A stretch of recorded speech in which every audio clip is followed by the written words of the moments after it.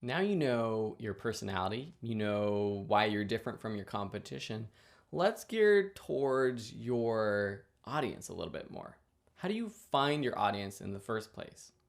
First, let's start with the broadest circle of people who might be interested in your product or service, and then we're going to narrow it down a little bit. So for me, the broadest circle that I came up with was anyone with a camera and a computer, because anyone with a camera could shoot videos or photos and might be interested in learning how to create visuals with them.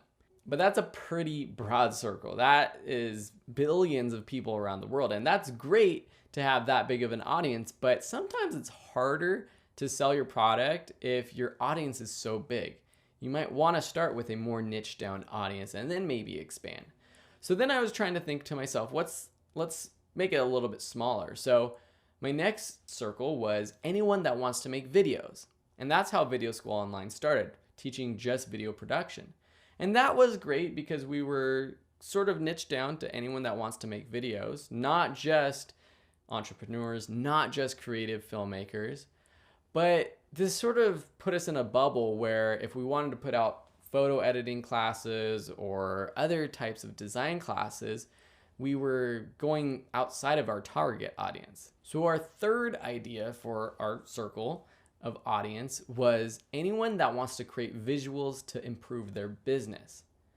And the reason why we chose that was because, yes, while we will help people who just want to do it for fun, the people who were buying courses from us were mostly people who wanted to learn a skill to improve their career or to use it for their own business, to learn how to make videos for their own business, or maybe to start a YouTube channel as a side hustle, or start a photography business as a side hustle or a full-time business, but not just people who were doing it as a hobby. And we have found that gearing our content marketing and our advertising to that type of person has really succeeded. A really important thing to look at is what are the pain points that this customer is feeling?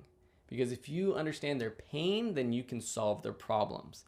And if you can do that, you could sell your solution to them. The first pain point that I found our target audience had was that the pro tools that we're teaching, like Adobe Photoshop, Adobe Premiere Pro, Adobe After Effects, they're confusing, especially for beginners. They're intimidating to even start. And I know that because I was that type of customer.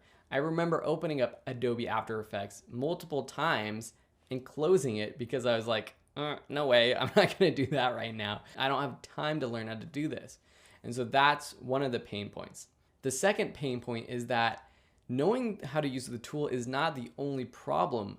Knowing how to use it properly is a big, major problem still. And that's something we're continuing to try to solve that problem, because we can teach how to use Photoshop, but how do we teach someone how to create a beautiful graphic or to create a graphic that sells a product? And then a third problem, which is kind of separate but more geared towards the entrepreneur, the business that we're targeting, is that they don't have money to outsource this.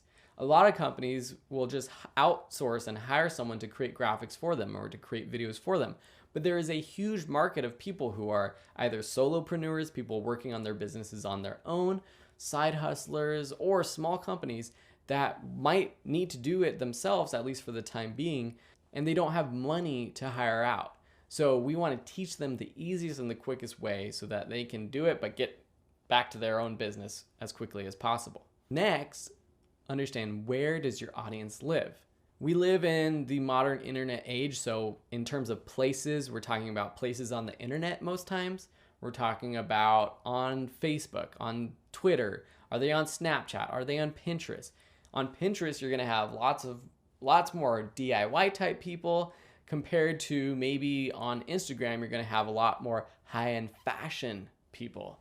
So understanding how these different social media works is good so that you can figure out if your audience is on there or not. So by answering these questions, you can understand who your target is. And by knowing that, we can move forward with the content marketing and the advertising and social media strategies with this course. But first, we gotta make sure that our business is valid. And that's coming up next, business validation.